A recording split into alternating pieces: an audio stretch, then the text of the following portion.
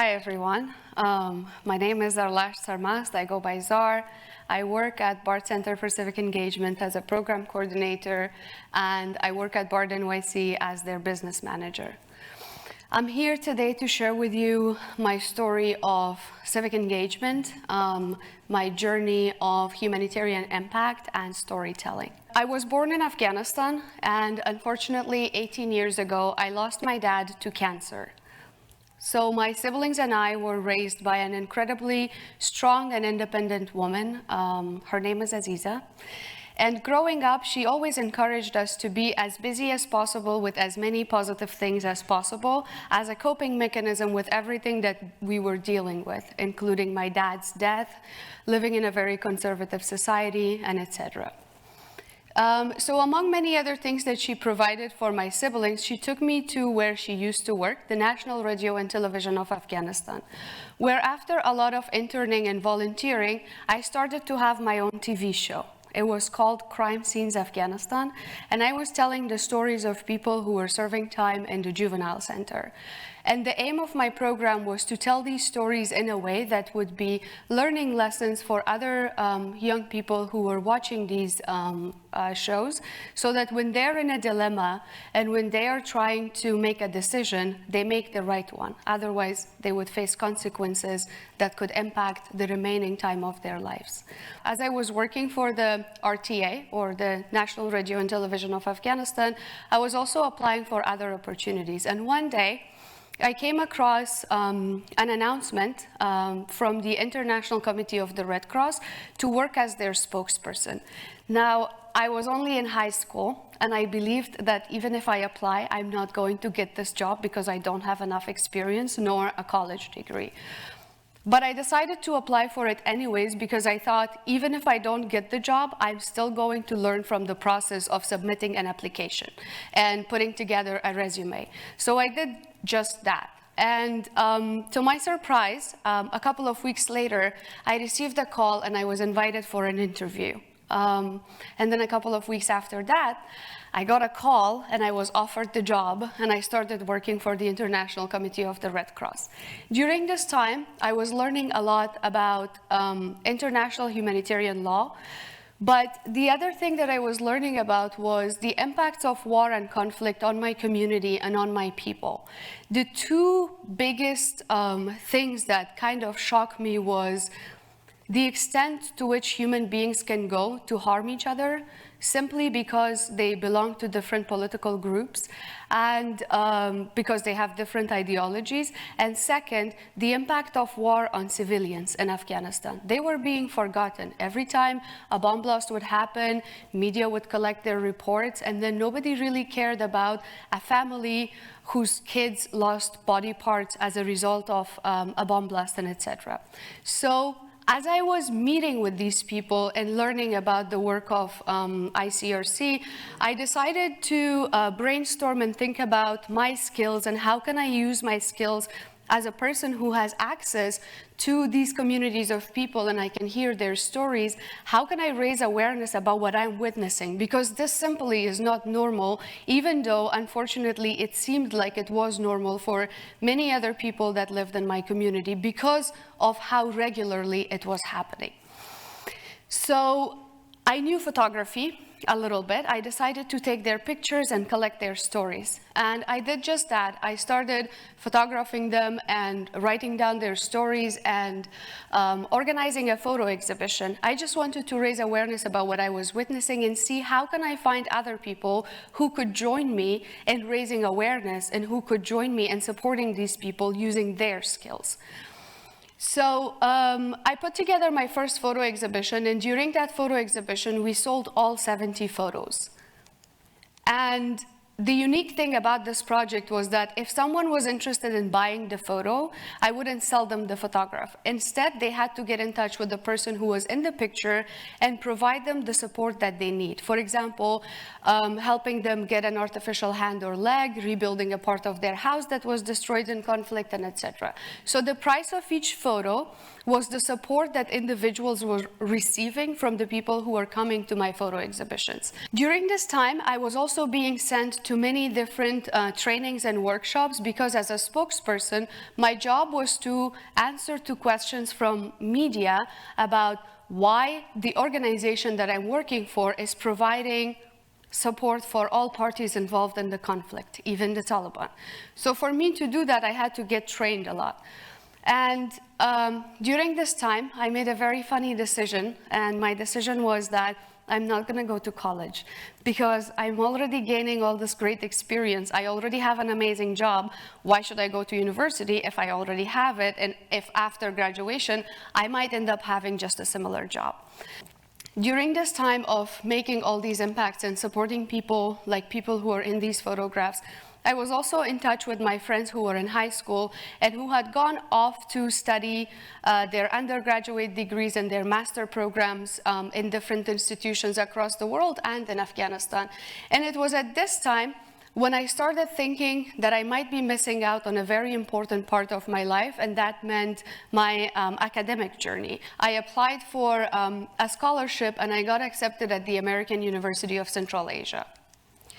Coming to AUCA was not easy because I didn't speak the language. It was the first time I was going to live far away from my family and my brother and sisters. And it took me some time to integrate into my new community and make connections and start working. So I thought back to when I was going through difficult times for the first time in my life after my dad's death. And I started to think about how can I use my skills and resources to make contact, to make my community, to meet new people. And after learning about AUCA, I put together, the first thing I did was putting together my first club, which was the AUCA Movie Club. It was a way for me to meet people, make friends, practice the language, and integrate into the community where I was living. In addition to this, one of the other things I did at AUCA was to apply for the Get Engaged conference. And I think this was the most important experience of my life. I feel like Get Engaged conference is one of the main reasons behind me standing here and a lot of the good things that I've done in my life. I presented my project Recovering Forgotten Conflicts, and I received a micro grant, which are these funding opportunities for student leaders who do civic engagement work to continue the projects that they're doing. With that micro grant, I returned back to Afghanistan and I put together my first photography workshop, where I trained other young people with the support of photographers, for example, Pulitzer Prize winner Masood Hosseini, to join my team that were working in the project Recovering Forgotten Conflicts to make a bigger impact, to photograph more people and to tell more stories and to get more help from the community, to create those bridges between people who need help and people who can provide help. And I think I want to leave you with one of my takeaways here, to think about your skills and need in your community and how can you connect those two. I was very fortunate to receive yet another scholarship and continue my studies at the OSCE Academy in Central Asia, where I pursued a master's in international relations and security. And I was very lucky that I was offered a job by BARD Center for Civic Engagement to work as a program coordinator for a program called Global Engagement Fellows. During this time, COVID happened, so I returned back to Afghanistan, and my graduation was online. I didn't have a normal graduation, as excited as I was for it. So I returned to Afghanistan because I wanted to be close to my community. It was actually never my idea to leave my country and live abroad. It happened to me not by choice, but as a result of forced displacement. I can't go back to Afghanistan if I want to have access to my basic human rights, access to education, access to work, and access to singing or going to a park and other very normal things. But at that time, these things were not banned for women, so I returned to my country and I continued my works online. But in February of 2021, I received an email from my university asking me to return to Bishkek because my classes had switched back to offline. And I think I was very lucky that that happened, because only a couple of weeks after that, pictures like this were circulating all over social media and the news about the withdrawal of US military forces from Afghanistan and about the takeover of the new regime in the country. It was also during this time when we received an email from Dr. Jonathan Becker asking us to come up with ideas to help evacuate our students who had gone to Afghanistan for summer holidays, or our alumni who had graduated and who were there. So we did just that. We put together an evacuation team. And as you can see, nobody looks really good in any of these pictures. This is because we were working around the clock. We wanted to make sure that our students are evacuated safely to Pakistan because airport was closed. There was a bomb blast that happened. So we were evacuating our students through the land to Pakistan, and then from there to Central Asia, and then from there to Europe and United States. While I was part of the evacuation team, I was also writing my MA thesis. My family was in Afghanistan. I had to do my full-time job, and I also got COVID, and I lost my sense of taste and smell for a good 3 months. And I think the one thing I'm extremely grateful for is all the skills that I learned throughout my civic engagement journey, the experiences that I gained throughout my college that enabled me to be present during that situation and still do everything and still graduate too. This is a couple of pictures from our students. All that hard work paid off, and we were able to evacuate over 370 students from Afghanistan to Pakistan, and then from there to other countries where they continued to have somewhat of a normal life. After all of this was done, I continued to hear the stories of all the students who had to go through that journey. And as I was hearing this, I couldn't help but try to figure out a way to archive these stories, because they are such powerful stories of human beings who had to leave their moms, their dads, their brothers and sisters, their loved ones, their homes behind to get to safety. Not because they wanted to come to a country and steal jobs or whatever, but because they have no other option to continue being in where they are. So we put together, I was speaking with Dr. Becker at that time when we came up with this idea of putting together a photo storybook that highlights these stories of resilience from our students. Not only that, but it also highlights the stories of our evacuation team. But more importantly, it talks about the resources that we need to continue the great work that BARD is doing. As things moved forward and everything started to get somewhat of a normal, my family was evacuated, the evacuation process was over. I started to see the impacts of all those traumatic experiences on myself.